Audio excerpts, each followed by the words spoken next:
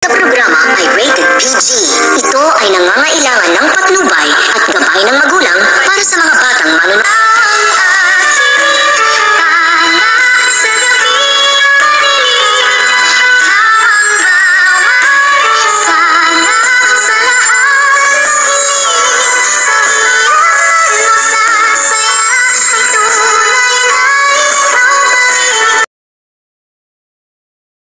Hello everyone, welcome back to my channel at magandang araw po sa lahat ng taga-subaybay ng abot kami ng pangarap. Habang nag-uusap nga itong si Justin at itong si Annalyn ay bigla na lamang nasagi nitong dumaang pasyente itong si Justin at nahulugan sa kanyang kamay itong mga dala-dala niyang mga dokumento. At saka naman pag alis nitong si Justin ay nakita nga nito ni Annalyn at dinampot niya nga ito at tinignan nga at kung ano ba yon.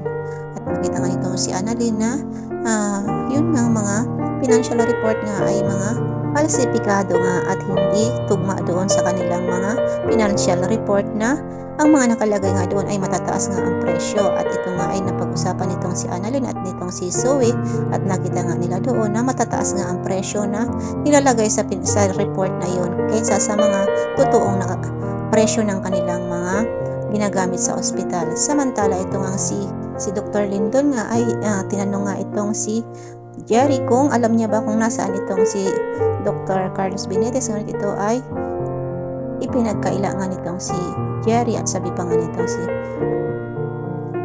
Dr. Architanyag na kapag nagsisinungaling itong si Jerry ay ipapakulong niya ito. Ngunit hindi naman natakot itong si Jerry. Sinabi niya nga na wala na daw sa bansa itong si Dr. Carlos Benitez. Samantala nasabi na nga nitong si Annalyn dito kay Dr. Architanyag ang mga nakita niyang ebidensya na ang mga financial report nga ay matataas nga at kinukuhaan nga ang budget ng ospital nitong si Justin. Ito nga nasabi nitong si Annalyn dito sa kanyang amang si Dr. Architanyag at may hinala nga si Annalyn na kumukuha nga ng pera itong ninanakawan nga itong EPS nitong sila Justin at ng kanyang ama. Samantala galit na galit nga itong si Lynette dito kay Moira dahil nga narinig niya na ipapapatay daw nitong si Moira itong si Annalyn at galit na galit nga din itong si Lynette dahil nga sa mga banta nga nitong si Moira dito kay Annalyn na kaya niya lang itong tirisin. At itong nga si Moira ay bigla na nga lang sinampal itong si Lynette at itong si Lynette nga din ay hindi nga din nakapagpigil at sinampal niya nga din itong si Moira at galit na galit nga itong si Moira at balak pa nga siyang sampalin itong si Lynette. Ngunit hindi na nakaobra pa itong si Moira dahil nasalag nga siya nitong si Lynette at natumba nga itong si Moira. At sabi nga nitong si Moira ay nagsumbong nga itong si Moira dito sa guardian ay tinulak daw siya nitong si Lynette. Ngunit itong si Lynette ay sabi na nga nitong guardian na hindi naman daw tinulak nitong si Lynette at na outbalance lang daw itong si Moira.